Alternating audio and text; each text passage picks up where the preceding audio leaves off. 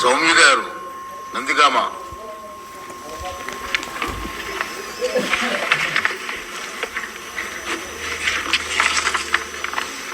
ధన్యవాదాలు అధ్యక్ష. రాష్ట్రంలోని ప్రతి రైతన్న ఎకరాకి నీరందించాలనే గొప్ప సంకల్పంతో గతంలో తెలుగుదేశం ప్రభుత్వ హయాంలో చంద్రబాబు గారి నాయకత్వంలో నదుల అనుసంధానికి అదేవిధంగా భారీ నీటిపారుదల ప్రాజెక్ట్స్కి పెద్ద పీట వేయటం జరిగింది అధ్యక్ష. వాటి కోసం వేల కోట్ల రూపాయలు కూడా ఖర్చు పెట్టడం జరిగింది అధ్యక్ష.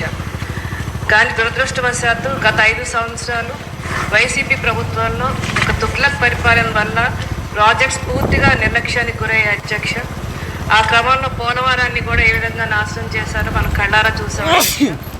అదేవిధంగా స్కీమ్స్ కూడా సరిగ్గా నిర్వహించలేకపోయారు అధ్యక్ష. ఆ క్రమంలో మా నందిగాం ప్రాంతానికి చెందిన కంచెల వేదాద్రి స్కీమ్ కూడా పూర్తిగా నిర్లక్ష్యం కాబడింది అధ్యక్ష. ఈ స్కీమ్ కింద దాదాపు 20,000 ఎకరాలు ఆయకట్టు ఉంది అధ్యక్ష. 2 నియోజకవర్గాల పరిధిలో ఈ స్కీమ్ ఉన్న అధ్యక్ష. పూర్తిగా ఇది మూలన పడిపోయింది.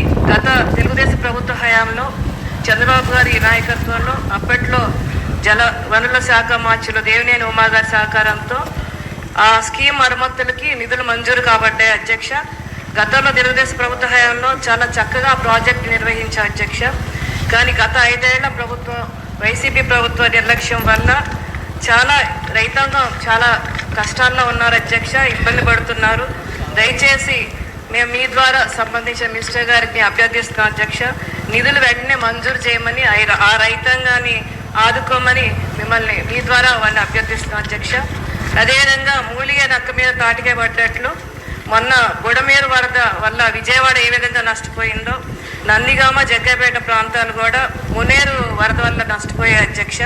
దానివల్ల చిన్న చిన్న ఇరిగేషన్ స్కీమ్స్ అన్నీ కూడా చాలా నష్టపోయాయి, దారుణ స్థితిలో ఉన్నాయి అధ్యక్ష. సన్నకారు రైతులు చాలా ఇబ్బంది పడుతున్నారు కాబట్టి ఆ స్కీమ్స్ రిపేర్ కూడా తగిన నిధులు మంజూరు చేయవలసిందిగా సంబంధించిన మినిస్టర్ గారిని మీ ద్వారా అభ్యర్థిస్తున్నారు అధ్యక్ష. ధన్యవాదాలు అధ్యక్ష.